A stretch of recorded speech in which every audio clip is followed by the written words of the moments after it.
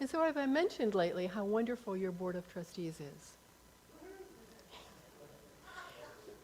We do have an amazing Board of Trustees here at this church. Members who are absolutely committed and dedicated to the truth teachings, to the health of this church, to each one of you.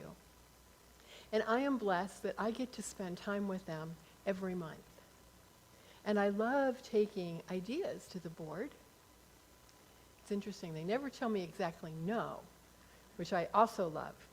However, I'll take ideas to the board, and between all the board members who are so prayerful and mindful, they collaborate. We collaborate together. And the idea that I take to them has now been enhanced. It has now been just beautifully in the position to unfold into something beyond what I had originally thought of when I took the idea to the board. And I absolutely love to have them as this resource and support for me. And they are a resource and support for you. And just as a reminder, our board president is Kathy Sembert. She's in Maine. Our vice president is Erin Andes right here. Our treasurer is Janet, who's doing double duty over there on Zoom and live streaming. And Kevin Beatty, he and Robin are in Washington, D.C. right now, heading up to Canada. He's our secretary. Nancy Mishka is a member at large. She's in Pennsylvania, and Deborah Butler, member at large, is in New Mexico. A wonderful group of people. And so I took this idea to them that had been introduced to me by Sherry Reed. It was called 5 Wishes. And I looked into this program, and I found that it had great value. I felt that it could have great value not only to our community, but to the community at large, to the bigger community. And I'm going to be doing a couple workshops tomorrow, one at 3:30 and one at 6:30, and you'll hear more about that. It is free to everyone, so please invite people who might like to come.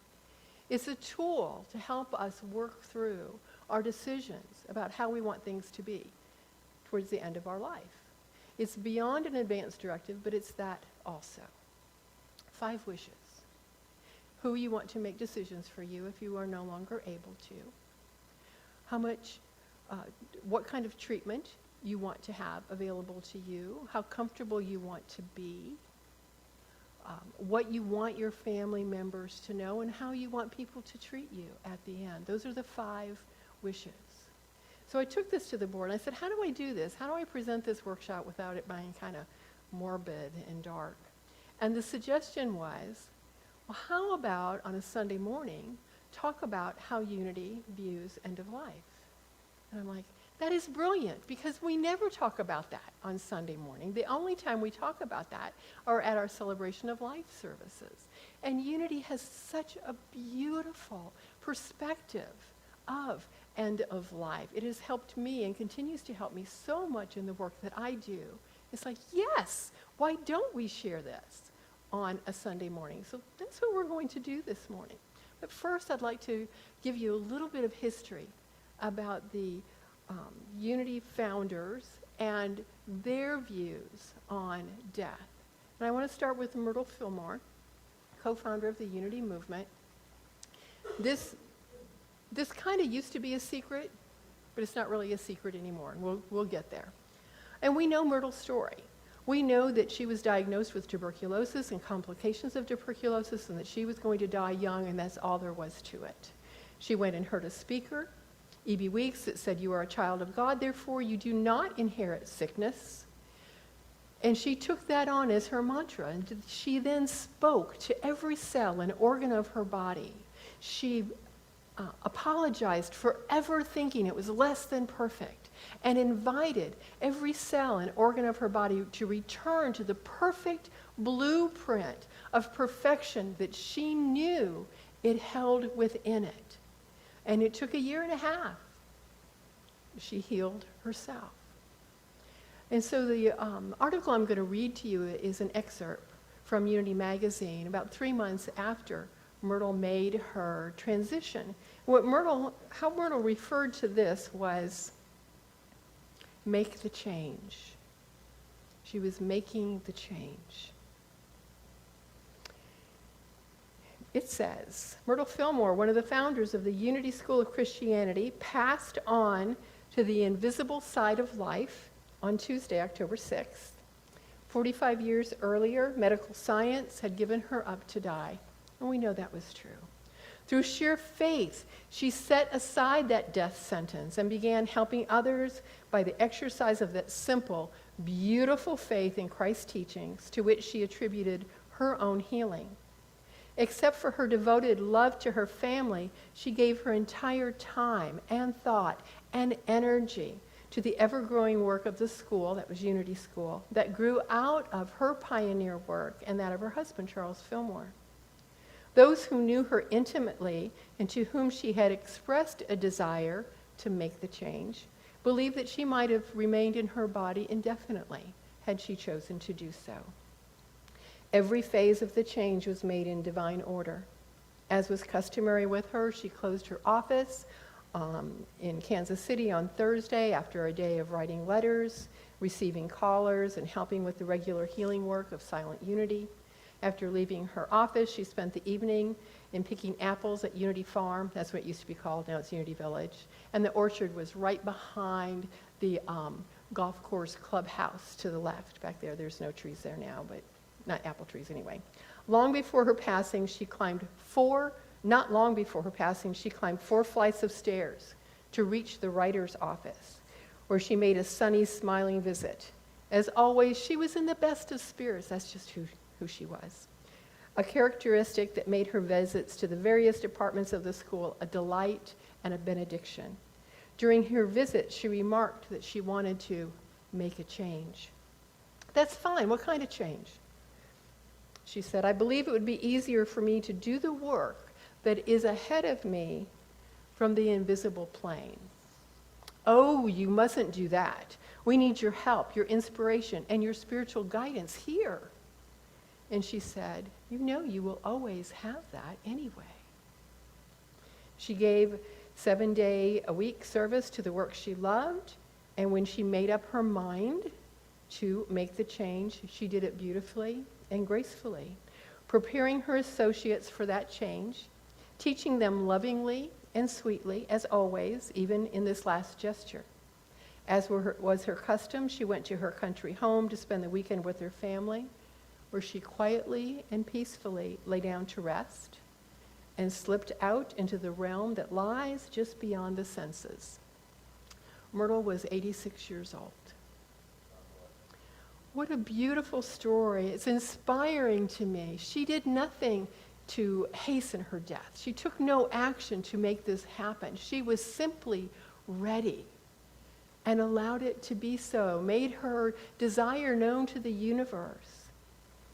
I believe death is not to be feared or hurried, and it can be an absolutely beautiful part of the human and spiritual journey that we have. Okay, so that's Myrtle. Here's Charles. Charles was such a character. I wish I could have known him. He had remarried a couple years after Myrtle's passing, and he did not believe in age. He felt that he had access, unlimited, to the fountain of youth because he had access to the Christ consciousness. And what is Christ consciousness but not the ever renewal of ourselves and our organs and our inspiration and our creativity and our strength? So he was absolutely sure that he could overcome this thing called death.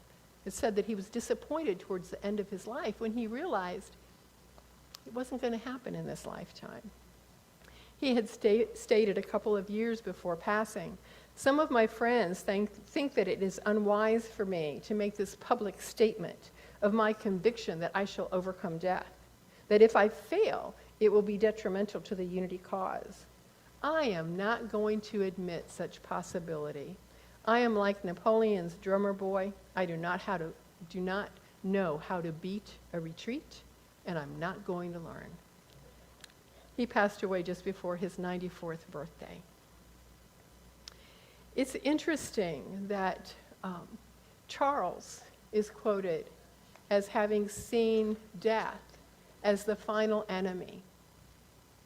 And Myrtle saw death as just a natural part of life.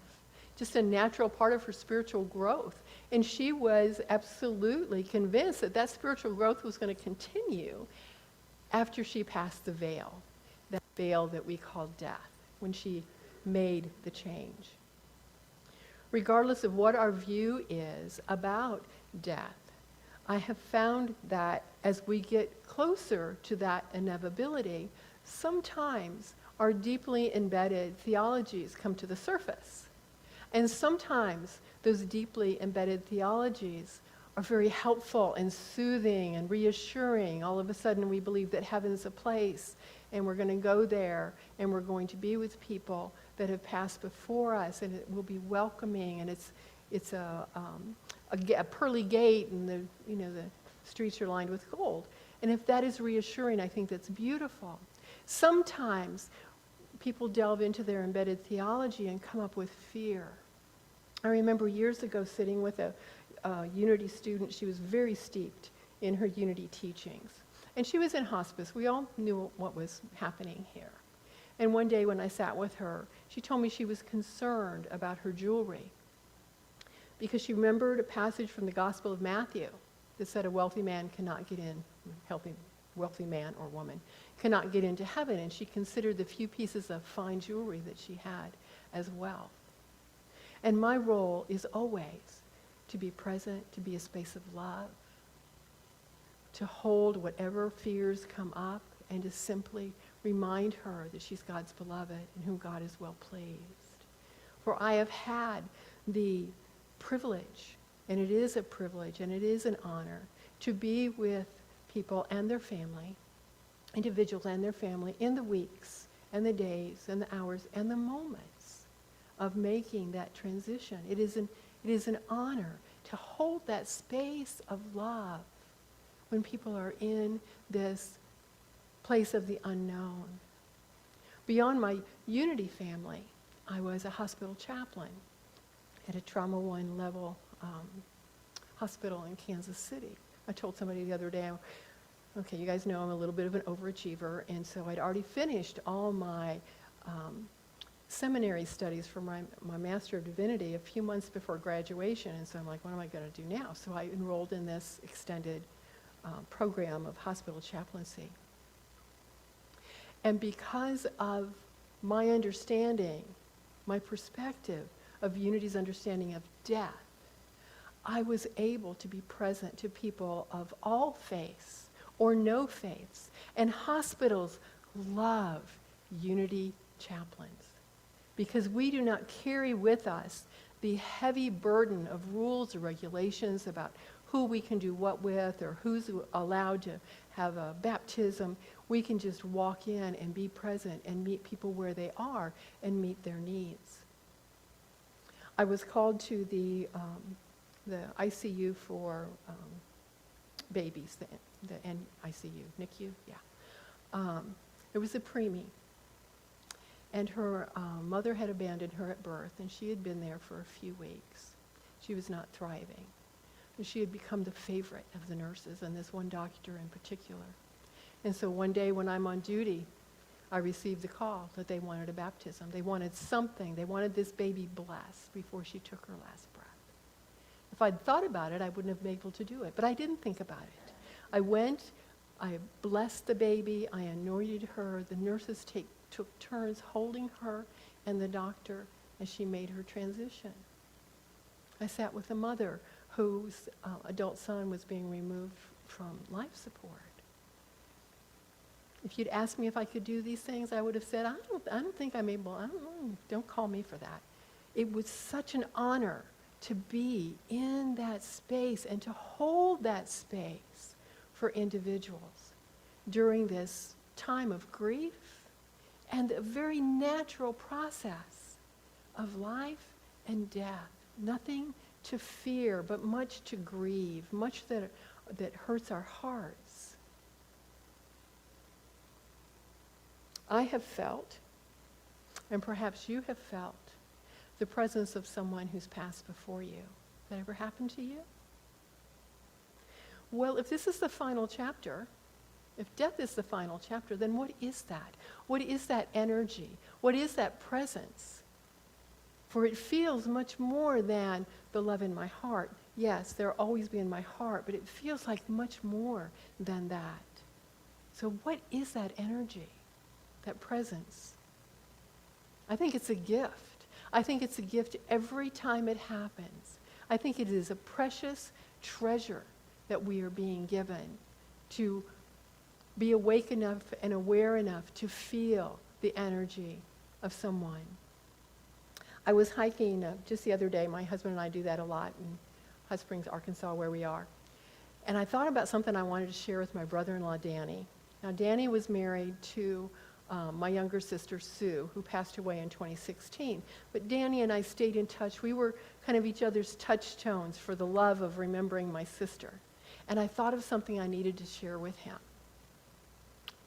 And then it hit me. Danny passed away in May of this year, so very recently. Have you ever had that happen to you? You wanted to reach out to someone, and then reality smacks you in the face. That happened to me.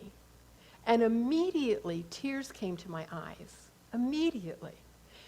And almost as immediately, I felt the presence of my brother-in-law.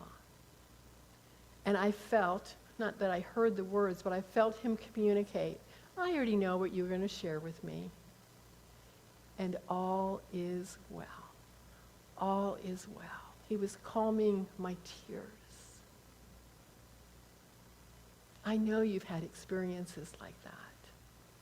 So I absolutely trust that death is not the end. Now I'm going to share with you, if you'd like to sit back, maybe close your eyes, maybe think of someone who's passed, or some ones who have passed, regardless of how long ago or how recent.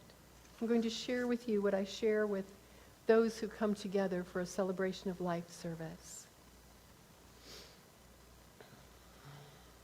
Life. Being of God, and actually being an extension of God into creation, can under no conditions be lost. Life is eternal. It never ceases to exist. It does not allow itself to be lost or ended any more than God, our Creator, our Sustainer, allows itself to be lost. There is not now, never has been, and never can be any absence of life anywhere, anytime, because there can never be an absence of God. We may fail to recognize life in a particular form, as certain cells go through a time of change, or we may close our spiritual eyes and refuse to recognize the presence of God as life. But that does not change the truth of being, the truth of God as a living presence in every created thing. What happens when the individual goes through the experience we call death? That is simply the separation of the soul from a particular body. The body is merely the clothing that the soul has worn for a time. In this process called death, the clothing is discarded, and the soul goes on to its next experience in divine unfoldment. The souls of the ones we love are not left behind in the body. The soul, the spiritual being, is too great to be confined. As we lay aside a garment at the end of the day, so our loved ones have laid aside the garment of flesh. Their soul continues in another sphere of life, although invisible to us. They continue their soul experience. Breathe in. Breathe out. And open your eyes when you are ready. I often recite, or have asked someone to recite, the poem The Ship by Bishop Brent, which also helps us understand this shift in perspective. And this morning, Aaron is going to read this for us.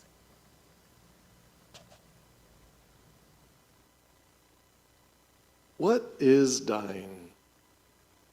I am standing upon the seashore. A ship at my side spreads her white sails to the moving breeze and starts for the blue ocean. She is an object of beauty and strength. I stand and watch her until, at length, she hangs like a speck of white cloud just where the sea and sky come to mingle with each other. Then someone at my side says, "There, she is gone." Gone where? Gone from my sight, that is all. She is just as large in mast, hull and spar as she was when she left my side. And she is just as able to bear her load of living freight to her destined port. Her diminished size is in me, not in her. And just at the moment when someone says, "There, she is gone," there are other eyes watching her coming, and other voices ready to take up the glad shout, "Here she comes!" And that is dying.